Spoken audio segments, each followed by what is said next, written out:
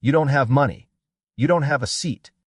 Tessa Monroe threw the words at the trembling old woman camped near the window of Copper Lantern Cafe, unaware she had just insulted Beatrice Kesler, the billionaire who owned the entire chain. A few tables away, Owen Bishop counted exactly $18.60 in his pocket. All that remained after 8 months of unemployment following his firing from Silver Pine Foods. He had no idea the frail stranger he was about to feed was the same woman whose company had destroyed his career, or that sharing his daughter's last meal would either clear his name forever or bury it for good. Before we get into it, if stories like this one keep you glued to the screen, wondering how far kindness can travel before the truth finally catches up, go ahead and hit subscribe. It genuinely helps this channel keep bringing you more of them. Tessa did not wait for an answer. She turned back toward the register as though the matter were already settled, leaving the old woman standing with one hand gripping the back of a chair. Nobody moved. The morning crowd kept eating, scrolling through their phones, pretending that a shivering stranger being told to leave had nothing to do with them. 2 tables away, Owen Bishop watched. Something in his chest refused to let him ignore what he had just seen. He reached into his pocket and felt the few bills and coins still there. $18.60. That was everything he had left after putting gas in his truck that morning. It was supposed to last until his next delivery shift. For 8 months, every dollar had been stretched until it nearly broke. 8 months earlier, Owen had walked out of Silver Pine Foods carrying a cardboard box and a termination letter. The reason written on the paper was insubordination. 14 years of experience, a spotless safety record, 2 promotions, a reputation for being the technician called whenever nobody else could solve the difficult refrigeration problems. All of it had been reduced to one word: insubordinate. His supervisor had decided Owen was the problem, and once the company accepted that version of the story, nothing Owen said mattered. He had never told his 8-year-old daughter, Lily, the real reason he lost his job. It was easier to tell a child that the company had downsized. The truth was harder. Owen had refused to sign a safety inspection he believed was incomplete. After that, his career disappeared. Since then, he had taken whatever work he could find: appliance repairs, delivery shifts, small maintenance jobs, anything that brought money home. Sometimes Lily caught him pretending he wasn't hungry so she could have the last portion of dinner. She noticed the overdue rent notices, too. Owen hid them under old newspapers whenever she came near. Children noticed more than adults wanted them to. That morning, Lily looked past her father toward the old woman. She tugged his sleeve.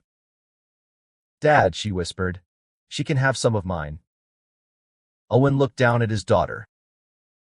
It was such a small sentence, but it carried everything he had tried to teach her. Kindness didn't always require money. Sometimes it only required noticing someone. The old woman reached for the door. Owen called out, "Ma'am?" She stopped. "You don't have to leave. You can sit with us." The woman hesitated, her hand still resting on the door handle. Kindness seemed to be something she no longer trusted easily. Tessa appeared again. "She hasn't ordered anything," she said. "She can't just take up a table." Owen kept his voice calm. "The seat is already paid for." Tessa frowned. "That's not how it works." Owen didn't argue. He simply pulled out the empty chair. "Then I'll pay for the seat." He couldn't afford another meal, but he could afford to share the one he already had. After a long moment, the woman walked over and sat across from Lily. "Thank you," she whispered. Owen couldn't order anything else, so he asked for 3 empty bowls. He took the 2 eggs, a few links of sausage, and 2 pieces of toast he had bought for himself and Lily. Then he divided everything between 3 bowls. Lily immediately moved her toast into the old woman's bowl. The woman stared at her. Then Lily reached for the yellow scarf around her own neck. Owen's expression changed. That scarf had belonged to Lily's mother. It had been her last gift before cancer took her 3 years earlier. Lily rarely let anyone touch it. But that morning she carefully unwound it from her neck and placed it around the stranger's shoulders. "There," Lily said softly. The woman's trembling hands stopped. She pulled the scarf close. For the first time that morning, she looked less like someone being rejected and more like someone being seen. "My name is Beatrice," she said. She didn't offer a last name. After a moment, she explained that the day would have been her son's 49th birthday. Lily looked down at her plate. "My mom died too." The woman reached for her hand. Lily continued. "Dad still makes pancakes every year on the anniversary." Owen smiled faintly. "They're terrible pancakes." Lily nodded. "He burns them." Beatrice laughed through her tears. Owen didn't offer some empty phrase about everything happening for a reason. He simply moved the napkin dispenser closer. He let her cry. For several minutes, nobody spoke. Beatrice had spent years being recognized before anyone knew her as a person. Her name appeared on hundreds of storefronts across the state. People stood when she entered rooms. People smiled when they wanted something. People shook her hand because of what she owned. But at that table, none of that mattered. She was simply a grieving mother who was cold. Lily squeezed her hand. Beatrice asked quietly, "Was it hard losing your mother?" Lily thought carefully. "Sometimes." "What makes it easier?" "When I remember things." "Like what?" "The way she hummed when she cooked." Beatrice's eyes filled again. She reached across the table and held Lily's hand. For a few minutes, the three of them simply sat there. Then a sharp electronic alarm broke the silence. Owen immediately looked toward the refrigerated display case near the counter. The screen flashed 48 degrees. A thin puddle of condensation had formed beneath it. Owen's eyes narrowed. He recognized the pattern instantly. 13 years of commercial refrigeration work had trained him to notice things other people missed. He looked toward the counter. "Someone should check the internal temperature logs," he said, "and move the perishable stock before it gets any worse." Tessa glanced at his faded delivery uniform. "And what qualifies you to say that?" Owen answered simply. "I spent 13 years maintaining commercial refrigeration systems." "Where?" "Silver Pine Foods." Tessa gave him a dismissive look. "Well, this isn't Silver Pine." She walked away. A younger employee named Sarah had heard the conversation. She walked to the refrigerator. She pulled a carton of milk from the middle shelf and checked it. 47 degrees. Her expression changed. She immediately began moving the dairy products and meat trays. A contractor later confirmed that afternoon that a failed relay had prevented the unit from maintaining the proper temperature for nearly 2 hours. Owen's warning likely saved the cafe close to $5,000 in spoiled inventory and prevented a potential health code violation. Lily watched her father quietly. She didn't understand relays or compressors. She understood something else. Her father had known what to do. And this time, somebody had listened. Owen noticed her watching him and gave her a tired smile. Beatrice noticed everything. Owen hadn't touched the equipment. He hadn't exaggerated the danger. He hadn't tried to impress anyone. He had only spoken when there was a genuine safety problem. And even after being dismissed, he hadn't become angry. Something about him bothered her. Not because he was suspicious. Because his name sounded familiar. Before she could ask, a tall man in a gray suit entered the cafe. He stopped when he saw the woman at Owen's table. Mrs. Kesler. The entire room seemed to change. Tessa looked toward a faded photograph hanging beside the register. It showed a much younger Beatrice standing beside her late husband outside the very first Silver Pine storefront. Tessa's face went pale. The woman she had just ordered out was Beatrice Kesler, the owner of the company, the owner of the chain, her employer's employer. Tessa rushed toward the table. Mrs. Kesler, I am so sorry. I didn't recognize you. Beatrice looked at her calmly. That's exactly the problem. Tessa froze.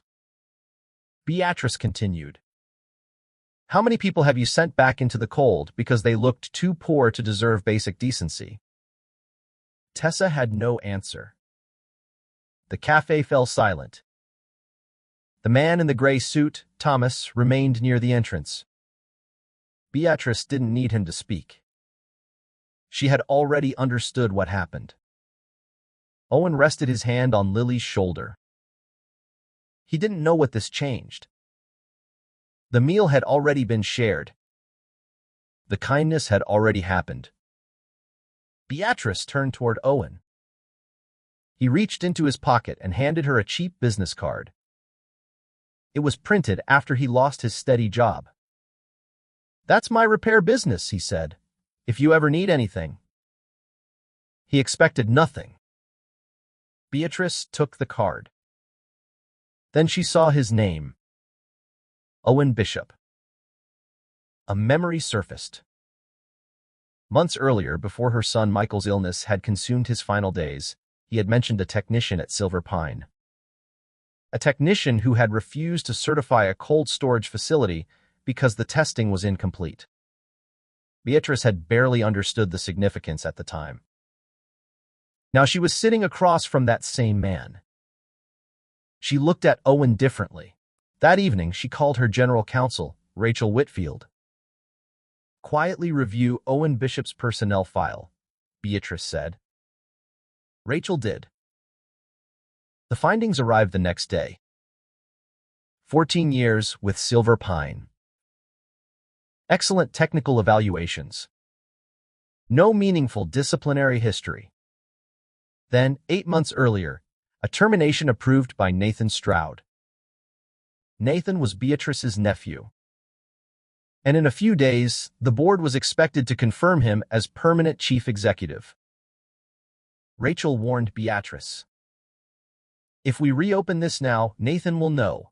The board will know. Everyone will know. Beatrice was quiet. Then she said, I know. Nathan has spent 2 years positioning himself for this. I know that too. Rachel looked at her. Then why reopen it? Beatrice remembered Lily placing the yellow scarf around her shoulders. She remembered Owen dividing the last meal he could afford into 3 bowls. Because I can't sit across from a man who fed a stranger without knowing her name and pretend I didn't see something worth protecting. That evening, Beatrice called Owen. She asked if he would allow her to reopen his case. Owen was silent for several seconds. He knew exactly what it meant. Returning to Silver Pine meant reopening an old wound. It meant risking another public humiliation. It meant putting Lily through another uncertain fight. But he also knew what 8 months of silence had cost him. I'll cooperate, he said, but I want a lawyer present. Of course. And every conversation documented. Agreed. And I don't want special treatment because I shared breakfast with you. Beatrice smiled sadly. I wouldn't offer it. Good. Owen hung up. Later that night, after Lily fell asleep, Owen sat alone at the kitchen table. The yellow scarf lay across Lily's pillow. He stared at Beatrice's expensive business card. For a moment, he imagined the version of himself who would accept anything just to erase the word insubordination. That man would have taken a settlement. That man would have signed an agreement and stayed quiet. But Owen wasn't that man anymore. Not with Lily watching. He didn't need gratitude. He needed the truth. 3 days later, Rachel called. "Mr. Bishop, we'd like you to come to headquarters for a formal meeting." Owen wore the cleanest clothes he owned. Lily watched him get ready. "Are you scared?" Owen paused. "Yes." She looked worried. "But being scared has never stopped me from doing the right thing." He kissed her forehead. Then he left. The Silver Pine headquarters rose above the street in glass and steel. Owen parked outside and stared at it. 8 months earlier, he had walked out of a smaller building attached to that tower carrying a box of tools. Now he was walking back in. But this time he wasn't asking for a favor. He was asking them to look at what actually happened. What Owen didn't know was that Nathan already knew about the investigation. Someone in human resources had warned him. Nathan had spent 2 years preparing to become chief executive. He had also made a serious financial mistake.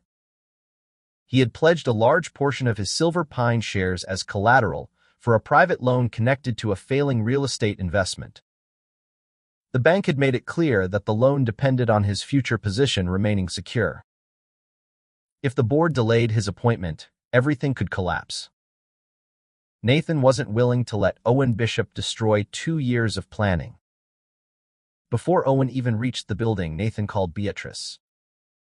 His voice was calm, reasonable, almost concerned.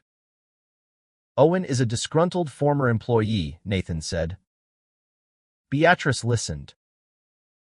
"He never respected authority. He always believed his judgment mattered more than the company's financial reality." "You believe that?" "I know it." Nathan reminded her that Owen's refusal to sign the North Range inspection had delayed a $9 million project. Then he lowered his voice. "He's using you, Aunt Beatrice." Beatrice said nothing. A man loses his job, and suddenly a billionaire walks into his cafe on the anniversary of Jonathan's death. Doesn't that seem convenient? "He didn't know who I was."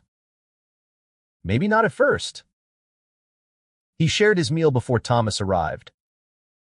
Nathan hesitated. Then he tried another angle.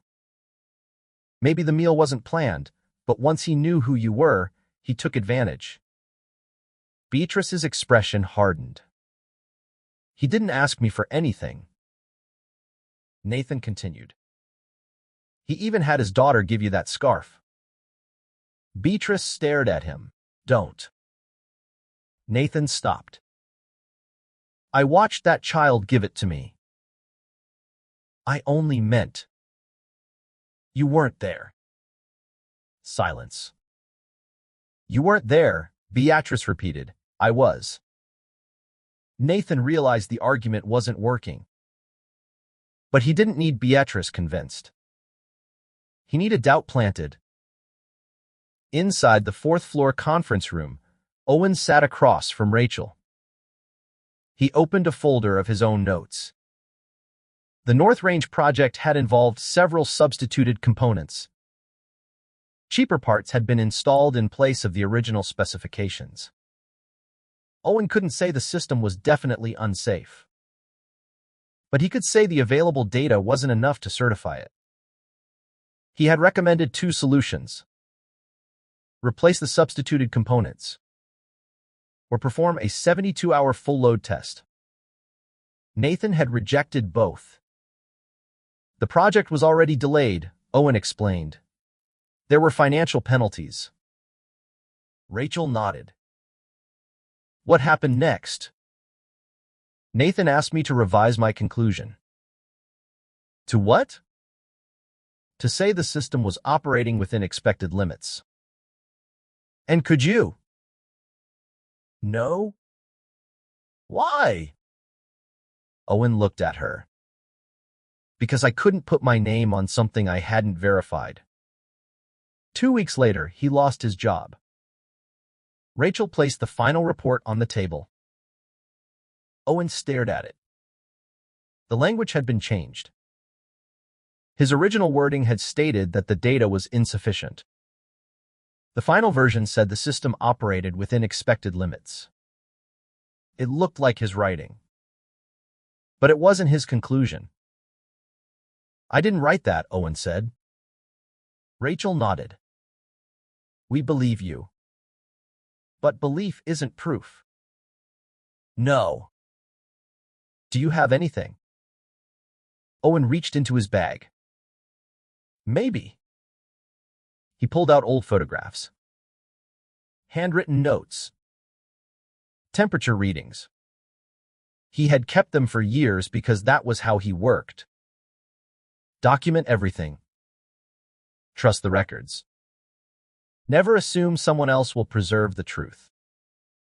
Rachel studied the pages. This was enough to reopen the case, but not enough to prove Nathan personally ordered the alteration. Not yet. Rachel kept digging. She searched internal archives. Most of what she found confirmed what they already knew. Then she found something unexpected. Michael Kesler, Beatrice's late son, had maintained a private digital archive during his final year at Silver Pine. After his death, access had been sealed. Only direct members of the Kesler family could authorize entry. Nathan himself had ordered the restriction after the funeral. Rachel couldn't legally open it alone. Beatrice could.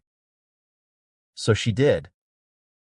She told the board she wanted to review personal files belonging to her son.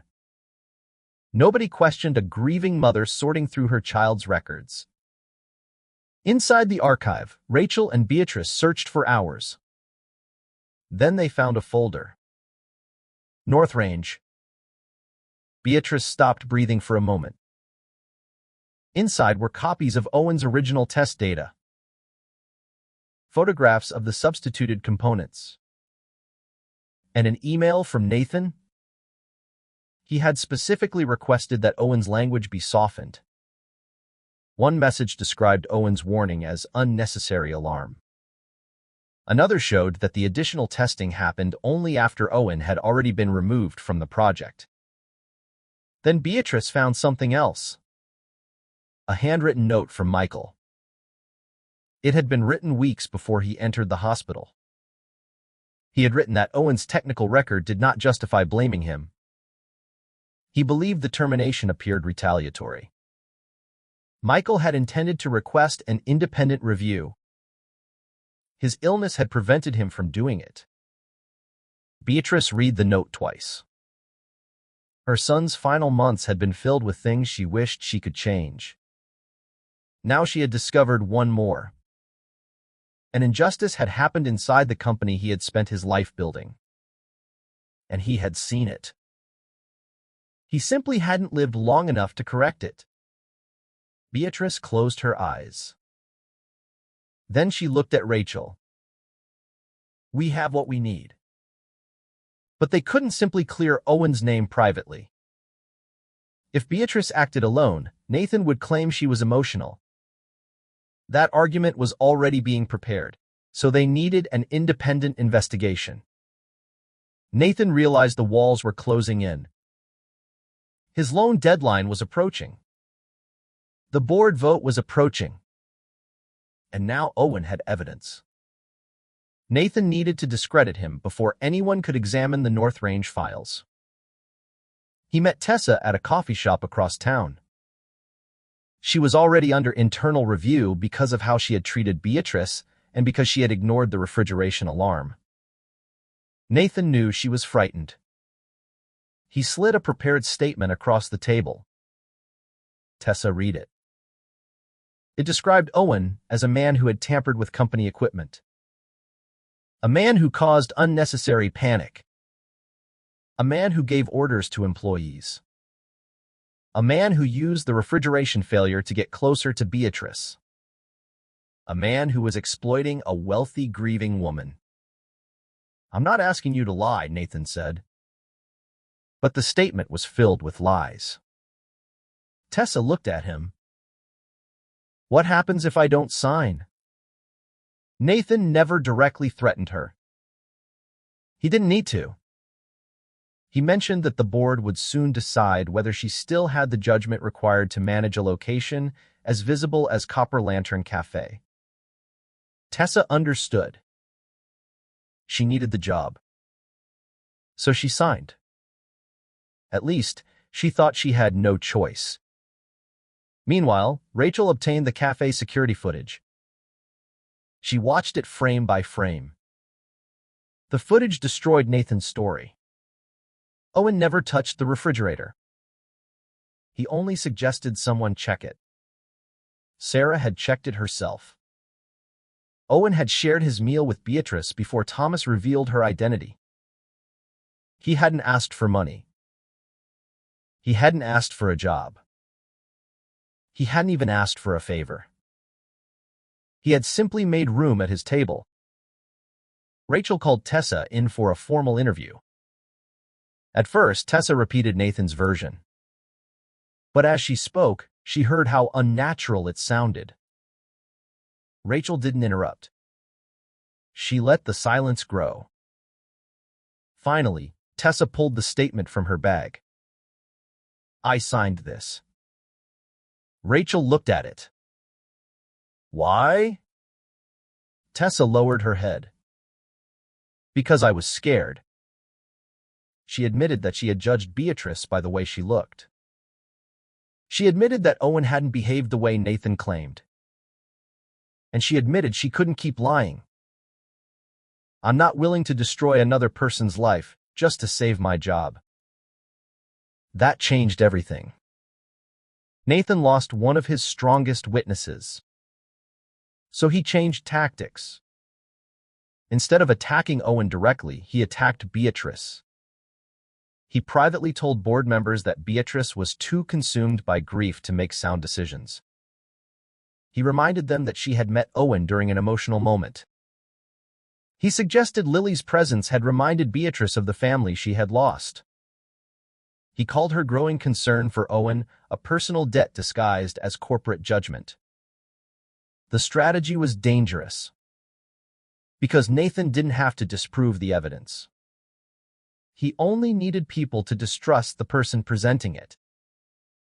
2 days before the board meeting, he made his most damaging move. He leaked a distorted story to a local news outlet. The article portrayed Owen as a struggling man exploiting a wealthy widow. A photograph showed him in his delivery uniform. The caption suggested he had been looking for an opportunity. The story spread quickly. 2 appliance repair clients canceled jobs. Owen said nothing.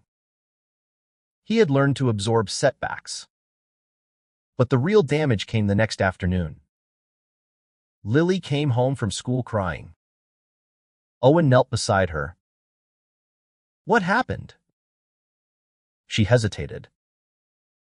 Finally, she said another child had asked whether her father was suing an old lady for money. Lily hadn't known what to say. She had carried the question through the entire school day. Now she looked at her father. Are people going to think you're bad? Owen's heart broke. He took both her hands. Sometimes people believe things because they're easier to repeat than the truth. But what if they never know? Owen paused. I don't know. She looked down. I hope they do. That night was harder than the day he lost his job. His own humiliation had been something he could carry. Watching Lily carry it was different. The following Monday, the board meeting began. The agenda had one item: Nathan's confirmation as permanent chief executive. Before the vote, Rachel requested an amendment. The board would first review new evidence regarding Owen's termination and the North Range project. Several board members exchanged confused looks. Owen sat near the back beside Rachel. He had spent years entering rooms like this to present technical reports. But never before had his own future been sitting on the table with the data. Beatrice sat at the head of the room. Nathan remained calm. He admitted the report had been altered, but he called it a routine business adjustment. He said the facility had eventually opened without incident. No one had been injured. No product had been lost. And Owen's insistence on more testing had cost the company time and money. Then Nathan turned toward Owen. "You always believed your opinion mattered more than the company." Owen looked at him. "I didn't delay that project." Nathan raised an eyebrow. "Then who did?" "An unproven system delayed it. I only told the truth about what the data showed." Nathan then attacked Beatrice. He questioned whether she should participate in the vote. "She's personally involved," he said. Several board members looked uncomfortable. An outside attorney warned that unilateral action by Beatrice could later be challenged as biased. During a recess, Owen was approached privately. A settlement was offered. Money. Enough to cover more than a year of expenses. In exchange, he would withdraw his complaint and never discuss the case publicly. The representative hinted that the damaging news story might disappear. Owen thought of Lily. He remembered her asking whether people would ever know the truth. He shook his head. "No."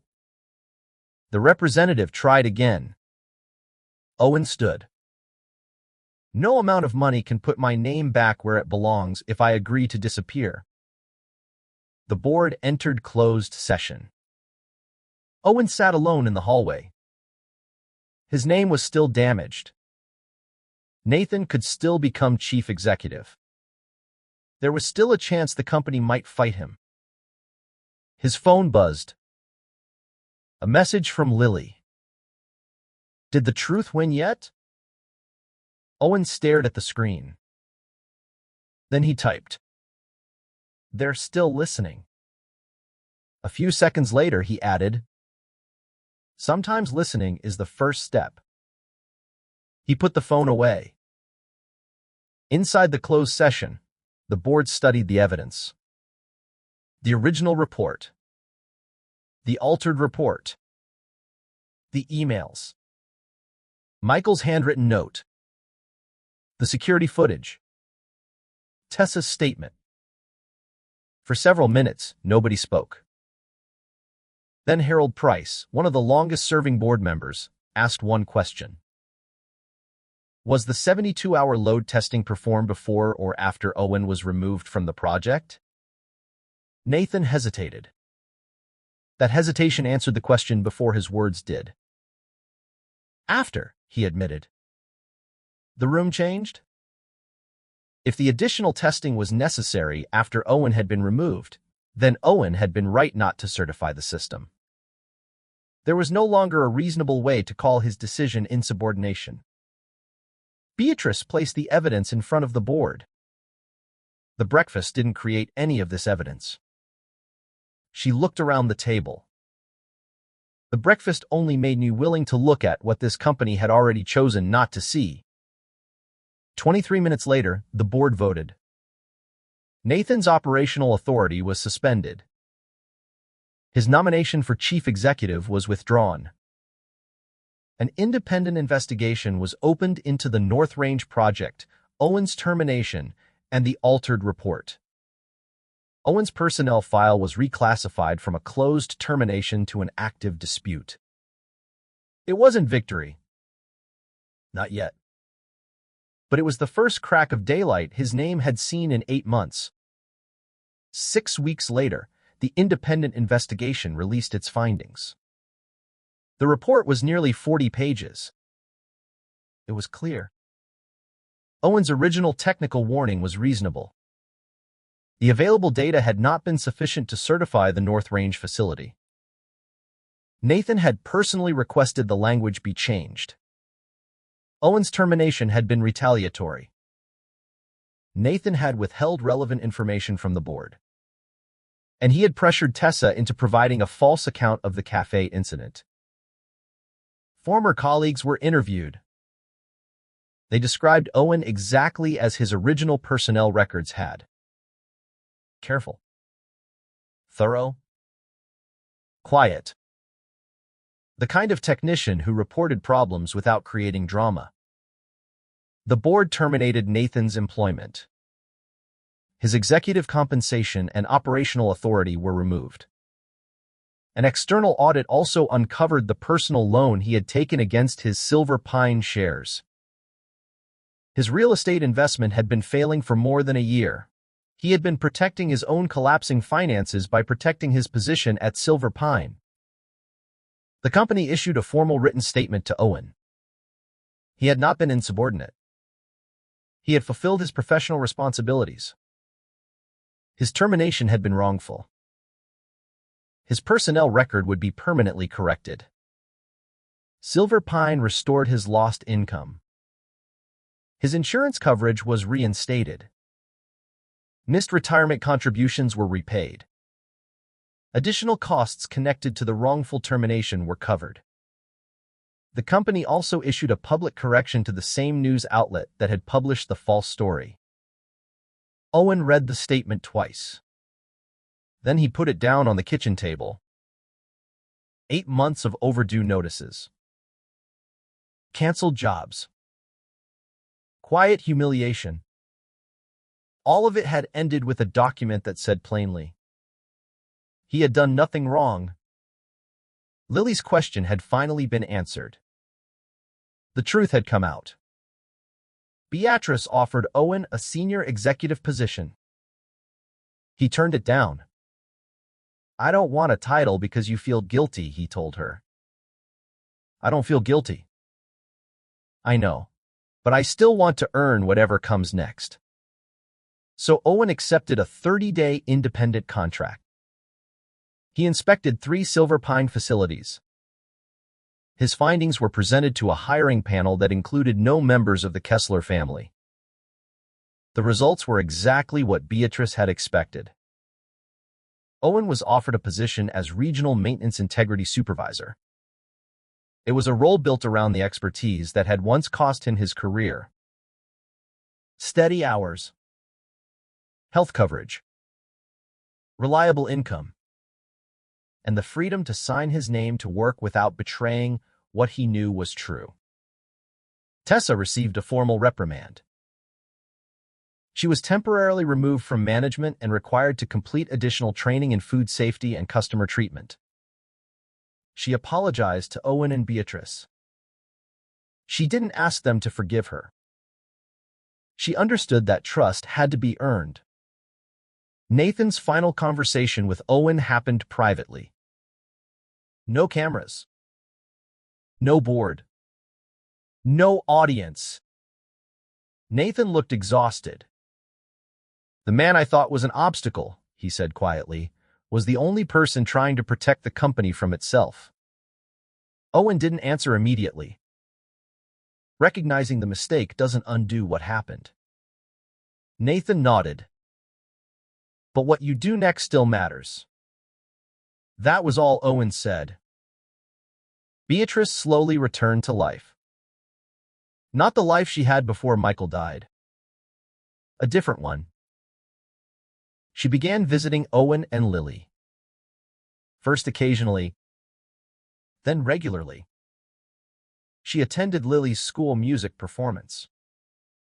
She watched a science project involving baking soda and vinegar destroy part of Owen's kitchen counter. She laughed.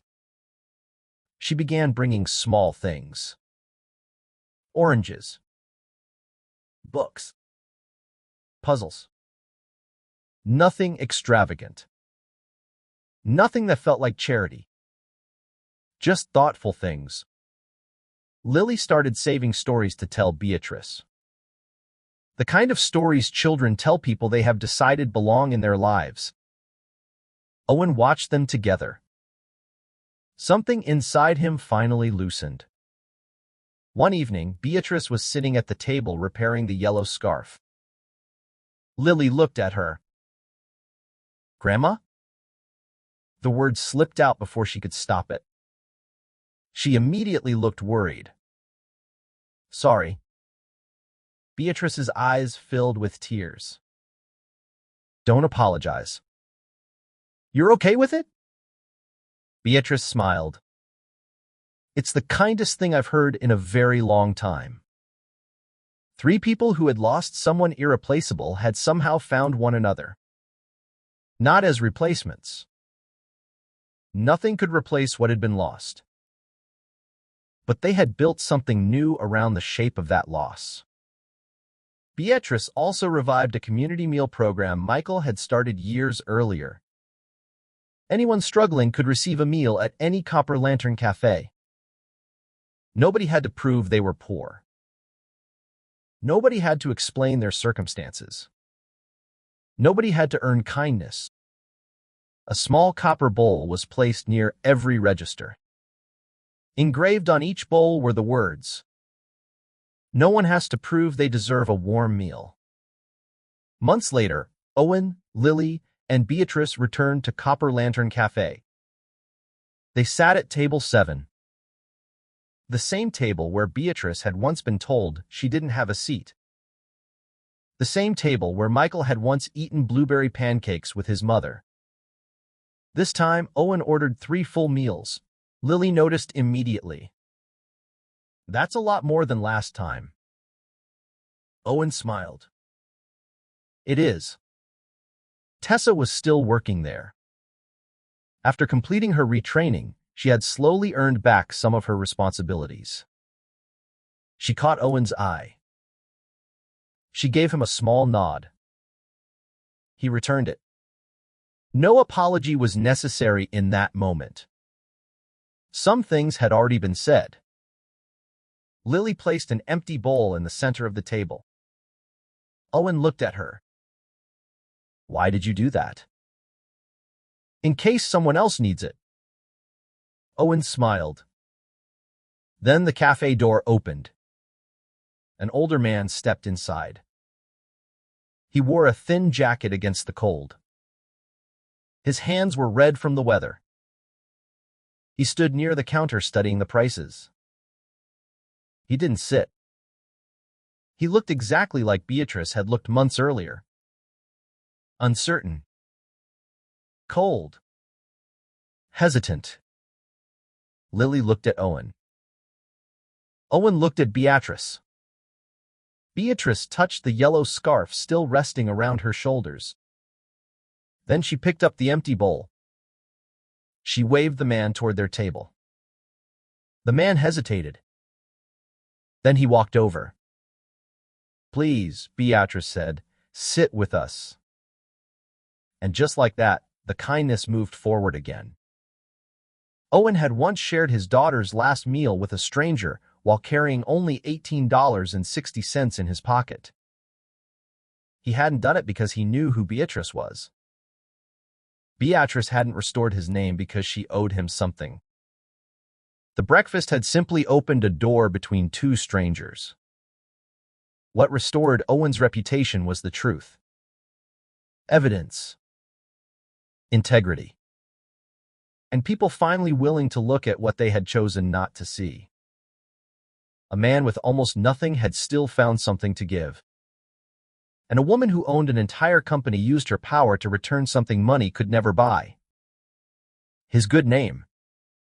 Sometimes the smallest act of decency doesn't end at the table where it begins. Sometimes it travels. From one person to another. From one morning to the next. Until someone who was once cold and alone is given a seat. And a meal. and a reason to believe that kindness still exists.